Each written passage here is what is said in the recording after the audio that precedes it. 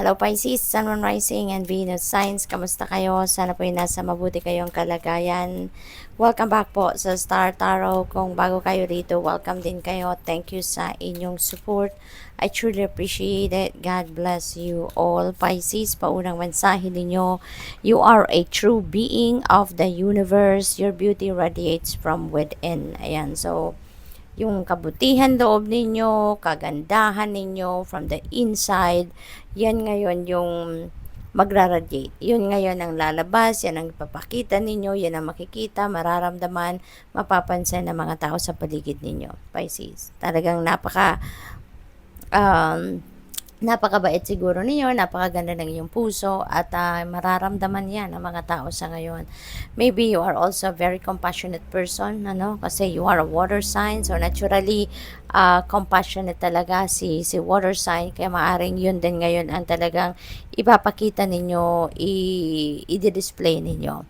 Your angels will only give you the challenges that you're capable of handling. This is a beautiful reminder para sa inyo na hindi kayo bibigyan ng challenges sa buhay na hindi ninyo kayang i-handle. Hindi ninyo kayang lusutan, hindi ninyo kayang solusyonan. Okay? Kaya kahit ano pa man yan, ng mga challenges sa buhay ninyo, ano pa man yan, ng mga problema, malulusutan at malulusutan ninyo yan. Look at the clouds to see the answer you seek from your angels. Ayan. So, mayroon ng kasagutan, If you are praying sa inyong mga angels at naghihingi kayo ng kasagutan sa inyong mga tanong, mga bagay na hindi ninyo naiintindihan, look at the clouds at doon idadaan ng inyong mga guardian angels ang kasagutan sa inyong mga tanong. Maaaring meron kayong makikita mga cloud formation, mga different kinds of images na makikita ninyo sa clouds, and that could be the answer, sa inyong mga tanong. What else?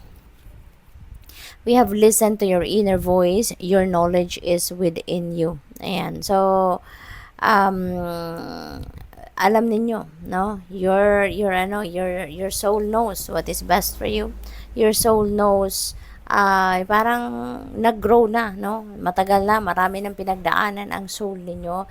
You have grown a lot already. You have learned a lot, Marami ng wisdom, lessons in life that you have accumulated, naipon nyo na sa buhay ninyo from your past, Kaya sa ngayon, pakinggan nyo lang kung ano yung bulong ng inyong soul, Because your soul knows kung ano ang best para sa iyo at this time as well, okay? So, what else for Pisces?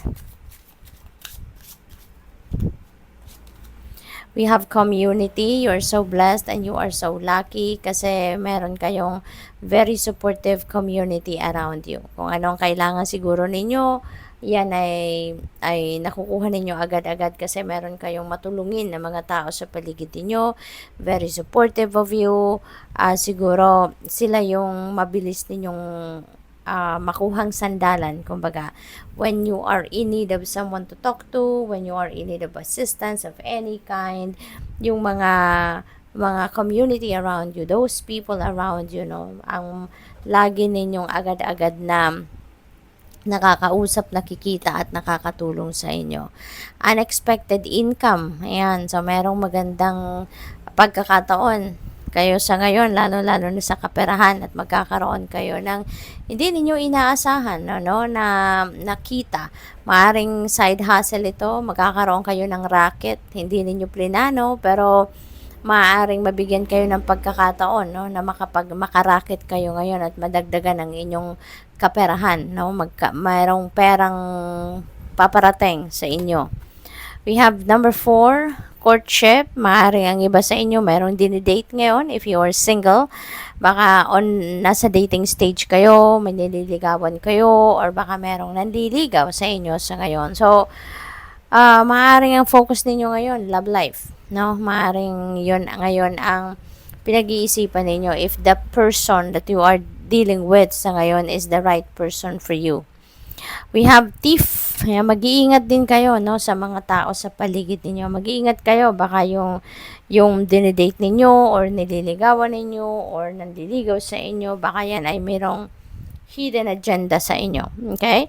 Baka ano siya, baka hindi talaga yung pakikipagligawan niya sa'yo, baka hindi yan yung pinaka-ultimate motive niya talaga, no, na meron talaga siyang genuine na interest sa inyo romantically. Baka yan ay front niya lang at maaring meron siyang hidden agenda. So, for some of you, maaaring mag-resonate ang mensahe na to. But if it doesn't resonate with you, then just leave it behind, no? Kasi ibig sabihin, hindi yan mensahe para sa iyo.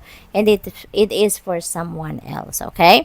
So just take as it resonates. So mag-iingat, no, Pisces, in general, mag-iingat kayo kasi maaaring merong mga tao sa paligid ninyo that are low vibration people, no? Baka meron diyan mga tao na pretend, ano, na very, ano sa'yo, very helpful, baka nagpe-pretend na siya ay very supportive of you, pero yun pala, meron siyang ibang agenda, no? So, mag-iingat kayo.